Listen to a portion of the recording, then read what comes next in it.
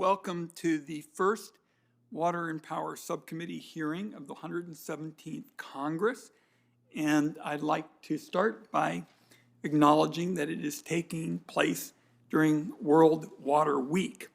And I'm pleased to be able to welcome our new ranking member from Mississippi, Senator Hyde Smith.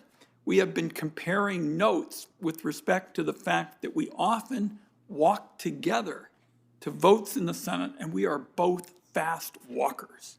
So it is great to have her. I will tell you, Senator, that we look at the abundance of water that you have in your state, and I'm sure that at least for folks that you represent, it is hard to imagine what water is like for us in the West. There is an old saying in our part of the world, the former chairman of the committee, someone we all admired very much, Pete Domenici of New Mexico, used to often say, in the West, whiskey is for drinking, water is for fighting over. Well, this year is going to be a doozy of a battle, and one that we have to get at quickly. Across the West, towns like Sisters, Oregon, and cities like Denver are wondering if they have enough water to respond to fires. Tribes like Oregon's Warm Springs are struggling to provide clean drinking water to communities. Farmers like those in the Klamath Basin are making tough calls right now about whether to plant crops or to fallow their land and try again next year. As of Monday, 27 out of 36 counties in Oregon have unusually dry weather, and we're seeing these numbers trend earlier and earlier each year. Now, this water shortage has big ramifications, and the fact is the Congress has got to use every tool available to put together water availability with water needs.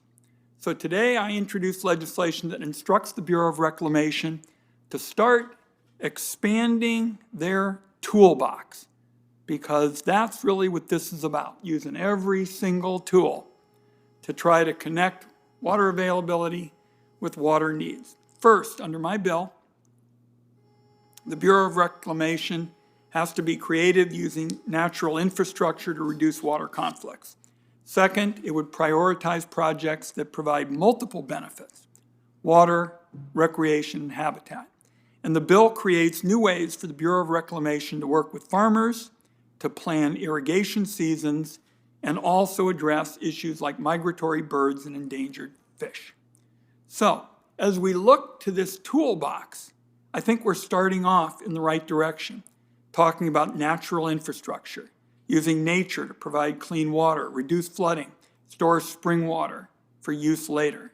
For a great example of how natural infrastructure is being used, you can look at a town I'm honored to represent, Tillamook, Oregon.